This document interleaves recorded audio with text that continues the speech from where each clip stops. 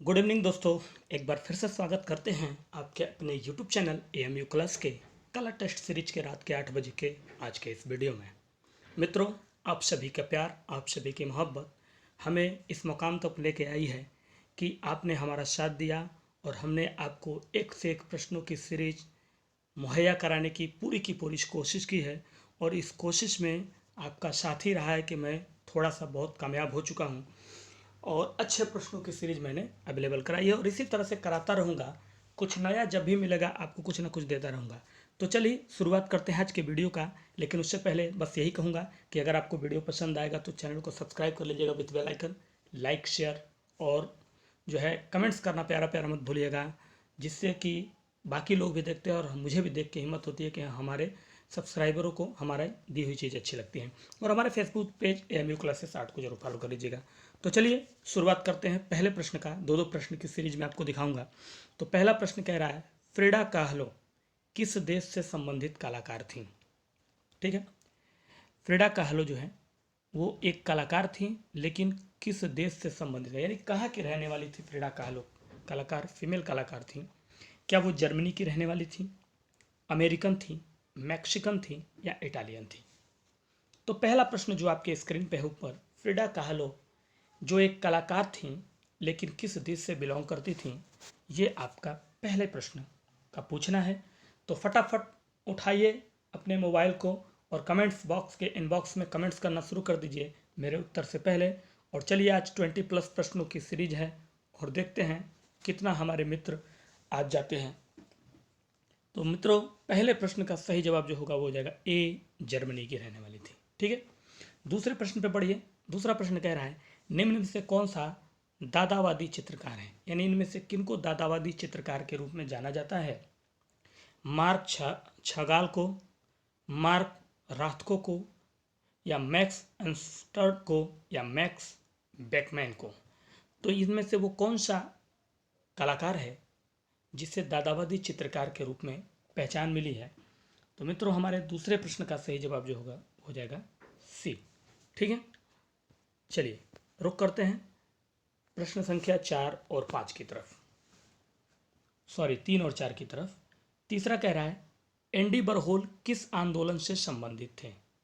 Andy बरहोल किस आंदोलन से संबंधित थे? एंडी बरहोल जर्मन एक्सप्रेंजिम, अमूर्त एक्सप्रेंजिम, या यथार्थवाद, या पाप कला? तो एंडी बरहोल जो है किस कला आंदोलन से संबंधित थे, ये हमारा तीसरा प्रश्न का कहना है। तो चलिए फटाफट कमेंट्स बॉक्स में आज कमेंट्स करना शुरू कर दीजिए। 20+ प्रश्नों की सीरीज में आउट ऑफ कितने आज आपके सही आते हैं ये आज देखा जाएगा। ठीक है, तो तीसरे प्रश्न का सही जवाब जो होगा वो हो जाएगा डी, पॉप कला में। अगला प्रश्न कह रहा है, अजंता गुफाएं कब प्रकाश में आई थी? जो अजंता की गुफाएं थी वो प्रकाश में कौन से सन में आई थी? 1818 में आई थी, 1816 में आई थी, 1819 में आई थी, या 1800 में आई थी? तो कौन सा वो सन रहा जिसमें अजंता की गुफाएं प्रकाश में आई, लोगों की निगर जानने में आई, देख रेख में आई कि हाँ ये अजंता की गुफाएं भी हैं और इसमें चित्रकारी की गई है तमाम तरह की? तो प्रकाश में आने का इनका जो समय रहा वो रहा 1819। सी राइट आंसर। चलिए रुक करते हैं। अगला प्रश्न है आपका प्रश्न संख्या 5 और 6। पांचवें का कहना है, अजंता की भित्ति चित्रकारी के सतह को तैयार करने में किस तकनीक को अपनाया गया? अजंता की जो भित्ति चित्रकारी है उसकी सतह को तैयार करने में जिस तकनीक को अपनाया गया वो तकनीक क्या है? चावल की भूसी और गोश्त सहित गाय का गोबर, चावल की भूसी और गोश्त सहित पत्थर पाउडर, चावल की भूसी और गोश्त सहित चिड़िया का बीट, या चावल की भूसी और गोश्त सहित क्ले यानी मिट्टी? ठीक है, तो ध्यान से देखिएगा, प्रश्न को बस थोड़ा सा घुमा फिरा के कर रहा है और कुछ नहीं, कि अजंता की भित्ति चित्रकारी जो है, अजंता में जो भित्ति चित्र मिले हैं उस सतह को, जो उनके सतह को तैयार किया गया है वो कौन से तकनीक का उपयोग करके तैयार किया गया है? पांचवा प्रश्न हमारा यही कह रहा है। तो फटाफट ड्रॉप करिए आंसर और चलते रहिए आगे, अपने सीरीज को देखते रहिए। और इस प्रश्न का सही जवाब होगा ए, चावल की भूसी और गोश्त सहित गाय का गोबर। ठीक है, आगे है, अजंता गुफाएं स्थित हैं यहाँ। मतलब अजंता की जो गुफाएं हैं वो कहाँ स्थित हैं? पंजाब में है, मध्य प्रदेश में है, उड़ीसा में है या महाराष्ट्र में है? तो कहाँ हैं अजंता की गुफाएं? ठीक है, तो इस सब का उत्तर तो आप लोग सभी लोग जानते ही होंगे और इस प्रश्न का सही जवाब होगा डी। ठीक है, आगे बढ़ते हैं। प्रश्न संख्या 7 और 8 देखेंगे। 7वां और 8वां आपके स्क्रीन पे है मित्रों। 7वें प्रश्न का कहना है, राजस्थानी चित्रकला किस अवधि में विकसित हुई? राजस्थानी चित्रकला जो है वो कौन सी अवधि में विकसित हुई है? 19वीं से 20वीं शताब्दी की अवधि में, 16 से 17वीं शताब्दी में, 11वीं से 12वीं शताब्दी में या 16वीं शताब्दी में? तो कौन सी शताब्दी रहा जिसमें राजस्थानी चित्रकला की अवधि जो है विकसित हुई? और 3 दिन से जो मैं प्रश्न इस तरह के डाल रहा हूँ उसमें जो है विशाल जी जो हैं, जो कि आपके बिलोंग करते हैं राजस्थान से, बूंदी से उसी तरह से नीलम जी हैं और एक दो और लोग हैं जिनकी परफॉर्मेंस बहुत अच्छी है, जो आउट ऑफ जो है जितना देता हूँ उतना पूरा कर रहे हैं। करीब करीब आसपास भी नीलम जी का भी करना था, तो इन लोग का परफॉर्मेंस बहुत अच्छा चल रहा है और भी बाकी लोगों का परफॉर्मेंस चल रहा है। 2-4 प्रश्नों की गलती के बाद भी जो है अच्छा कर रहे हैं, तो बहुत बेस्ट चल रहा है और इन्हें देखकर मुझे यकीन है कि आप लोग की तैयारी बहुत ही खूबसूरत चल रही है और आप लोग आने वाले समय में एक कला शिक्षक के रूप में उभर कर आएंगे। तो मित्रों, 7वां प्रश्न और इसका सही जवाब जो हमारा होगा वो हो जाएगा बी, 16वीं से 17वीं शताब्दी। 8वां प्रश्न कह रहा है, राजस्थानी पेंटिंगों के पसंदीदा विषय थे। जो राजस्थानी पेंटिंग थे उनके पसंदीदा थीम क्या थी, विषय क्या थे, यानी कला का वो कौन सा विषय थीम था उनका, यानी जब वो कला बनाते थे वो किस विषय को लेकर ज़्यादातर कला बनाते थे, पसंद रहा था, उनका प्रिय विषय रहा? राम सीता का, रावण मंदोदरी का, राधा और कृष्ण का या अप्सराओं का? ठीक है, तो जो भी कलाकार जब कोई कला बनाता है, कैनवास पे उतारता हो या किसी और चीज़ पे उतारता हो, तो उसका एक अपना प्रिय विषय होता है कि मैं इससे रिलेटेड ज़्यादा चीज़ें बनाऊंगा। तो राजस्थानी पेंटिंग के पसंदीदा जो विषय थे मित्रों वो थे राधा और कृष्ण, यानी कृष्ण लीला से संबंधित। ठीक है, तो 8वें का राइट आंसर सी होगा। आगे बढ़ते हैं। 9 नंबर और 10 नंबर देखिएगा। प्रश्न संख्या 9 और 10। 9 नंबर कह रहा है, मुगल सम्राट जहांगीर के समय का प्रसिद्ध पेंटर था। मुगल सम्राट जहांगीर के टाइम का प्रसिद्ध पेंटर कौन था? पेंटर, उस्ताद मातुलब, उस्ताद मखमूर, उस्ताद महबूब या उस्ताद मंसूर? ध्यान से देखिएगा, मुगल सम्राट जहांगीर के समय का प्रसिद्ध पेंटर था कौन इनमें से? ठीक है, तो फटाफट कमेंट्स करिए और हमारे फेसबुक पेज AMU क्लासेस 8 को जरूर फॉलो कर लीजिएगा। वहाँ भी वीडियो जाते हैं, वहाँ भी प्रश्न जाते हैं, वहाँ भी आप एक दूसरे से प्रश्न पूछ सकते हैं, पुटअप कर सकते हैं। उसमें हर चीज़ जो है ज्वाइन करने के बाद आपको अवेलेबल है, आप एक दूसरे के आदान प्रदान कर सकते हैं, वहाँ भी डिस्कशन कर सकते हैं। ये वो फेसबुक पेज आपको इसीलिए बनाया गया है। तो ठीक है, जुड़िए और वहाँ पे अपना डिस्कशन जारी रखिए। और इस प्रश्न का उत्तर जो हमारा होगा 9 नंबर का वो हो जाएगा डी, मंसूर साहब थे, जो एक पक्षी और नेचुरल चित्रकारी के रूप में जाने जाते थे जहांगीर के समय में। और 10 नंबर प्रश्न कह रहा है, मोहनजोदाड़ो अवधि की प्रसिद्ध नृत्य करती लड़की की मूर्ति किसकी है? प्रसिद्ध नृत्य करती मूर्ति जो है मोहनजोदाड़ो की लड़की की, वो क्या प्लास्टर ऑफ पेरिस की है, टेराकोटा, कांसा या पत्थर की? ठीक है, तो ये है हमारा 10 नंबर प्रश्न और इसका सही जवाब जो होगा वो हो जाएगा सी, कांसा की। ठीक है, चलिए बढ़ते हैं 11 नंबर प्रश्न की तरफ। प्रश्न संख्या 11 और 12 ऑन स्क्रीन है आपके। 11 नंबर प्रश्न का कहना है, प्रश्न आपका कह रहा है 11 नंबर, प्राकृतिक चित्रण किसके शासन में उच्च स्तर पर था?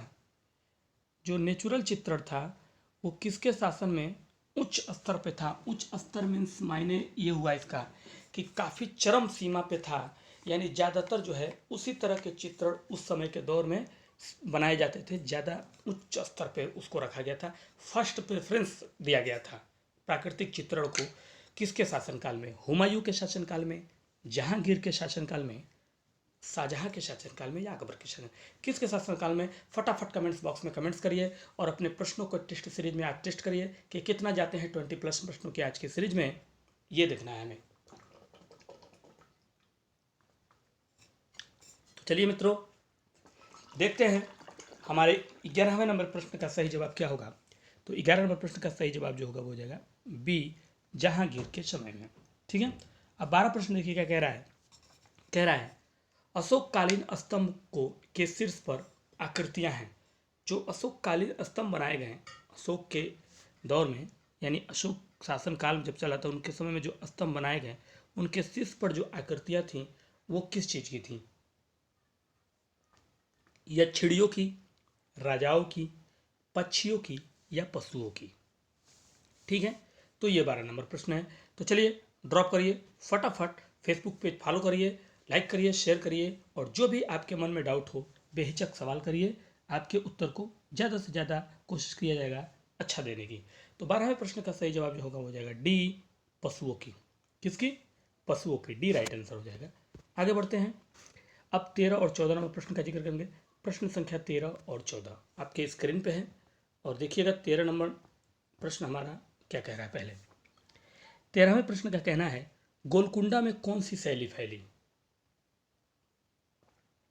पाल शैली, पहाड़ी शैली, दक्षिण शैली यानी जिसको दक्कनी शैली भी बोलते हैं, या राजस्थानी शैली? गोलकुंडा का किला सुना भी होगा, गोलकुंडा का किला है, और गोलकुंडा शैली जो है वो फैली, यानी कौन सी शैली फैली गोलकुंडा में? ठीक है, ये हमारा प्रश्न संख्या 13 का पूछना है। और कला की सीरीज, बेहतरीन सीरीज आपको अवेलेबल कराई जाती है। सभी क्लासेस फ्री होती हैं, कोई पेड बैच नहीं है। बस आपको सिर्फ करना यह है कि रात को 8 बजे जुड़ जाना है, और आपको अपना वीडियो देखना है और उस पर अपना रिस्पांस, अपनी प्रतिक्रिया देनी है अपने टेस्ट का। ठीक है, और यही चीज़ें आने वाले आगामी भर्ती परीक्षाओं में, चाहे वो राजस्थान आरपीएससी का हो, या फिर आपके टीजीटी का हो, या किसी भी राज्य का हो, या फिर डाइट से संबंधित भी आते हैं, डाइट पे भी आता है प्रवक्ता पद में। तो ये सब चीज़ें जो हैं आपके लिए एकदम हथियार की तरह काम करेंगी। बस आपको लगे रहना है डेली रात 8 बजे। तो हमारे 13 नंबर प्रश्न का मित्रों सही जवाब जो है वो हो जाएगा सी, दक्कन शैली यानी दक्षिणी शैली। गोलकुंडा में कौन सी शैली फैली? तो दक्षिणी शैली। अगला कह रहा है सादृश्य का अर्थ है। ठीक है, सादृश्य का अर्थ क्या? समाविष्ट है, चित्रांकित, चित्रांकित देखिएगा 2 बार चित्रांकित हो गया है, आकृति में समानता। तो इसमें थोड़ा मिस्टेक ये है कि 2 बार हो गया, एक चित्रकला और एक चित्रांकित होना चाहिए था। खैर चलिए, ये इसको जो है मार्क करिए, इसमें इसका आंसर जो है दूसरा है। तो सादृश्य का जो अर्थ होता है वो क्या होता है? तो मित्रों सादृश्य का जो अर्थ होता है वो होता है आकृति में समानता। क्या होता है? आकृति में समानता। चलिए बढ़ते हैं 15 और 16 नंबर प्रश्न की तरफ। तो आपका 15 और 16 नंबर प्रश्न यहाँ है, देखिएगा। 15वां प्रश्न, महात्मा बुद्ध का गृह त्याग अजंता के किस संख्यक गुफा में चित्रित है? महात्मा बुद्ध का गृह त्याग अजंता की गुफा में है, और ये कौन सी गुफा संख्या में चित्रित है, ये हमारा प्रश्न है। 16वीं, 14वीं, 17वीं या पहली गुफा में? ठीक है, महात्मा बुद्ध का गृह त्याग। तो चलिए इस प्रश्न का उत्तर जो होगा 15 नंबर का वो हो जाएगा ए, आपका 16वीं में। किस में है? 16वीं में है। 16 नंबर प्रश्न देखिए, कह रहा है रूप चित्र का निर्माण किसने शुरू करवाया था? रूप चित्र का निर्माण यानी जो रूप चित्र मतलब अपने छवि को, अपने आत्मचित्र को बनाना, तो इसका निर्माण किसने शुरू करवाया था अपने शासन में पहली बार? बाबर ने, अकबर ने, जहांगीर ने या शाहजहां ने? वो कौन सा मुगल शासक था जिसने रूप चित्र का निर्माण शुरू करवाया था? यह है हमारा आज का 16वां प्रश्न। और आपको कमेंट्स बस प्यारा से प्यारा कमेंट डालना है कि प्रश्न कैसे हैं, वीडियो में कितना प्रश्न आपने सही किया। आपको अपना टेस्ट भी चेक करना है, और आपका प्यारा सा लाइक, आपका प्यारा सा शेयर हमें सपोर्ट भी देगा और कई लोगों को जोड़ेगा भी। तो 16 नंबर प्रश्न का सही जवाब जो होगा वो हो जाएगा अकबर के समय में, यानी रूप चित्र का निर्माण मुगल बादशाह सम्राट अकबर के समय में शुरू हुआ था, और अकबर ने अपना आत्मचित्र बनवाया भी था। उनका जो आत्मचित्र है जो है वो बहुत जो है एक मुगल काल के कला का एक अद्भुत एग्जाम्पल है, और इससे संबंधित मैंने प्रश्न भी कई वीडियो में पूछे हुए हैं। तो चलिए अब बढ़ते हैं 17 नंबर प्रश्न की तरफ। देखिएगा प्रश्न संख्या 17 यहाँ है, पहले इसको देख लीजिए फिर नीचे चलते हैं, क्योंकि पूरा पेज पे नहीं आ रहा है। तो 17 नंबर प्रश्न कह रहा है कि किस मुगल शासक के काल में कला का पाश्चात्य प्रभाव दिखाई देता है? कला का पाश्चात्य प्रभाव जिस मुगल शासक के समय में दिखाई देता है वो शाहजहाँ का समय था, अकबर का समय था, जहांगीर का समय था या औरंगजेब का समय था।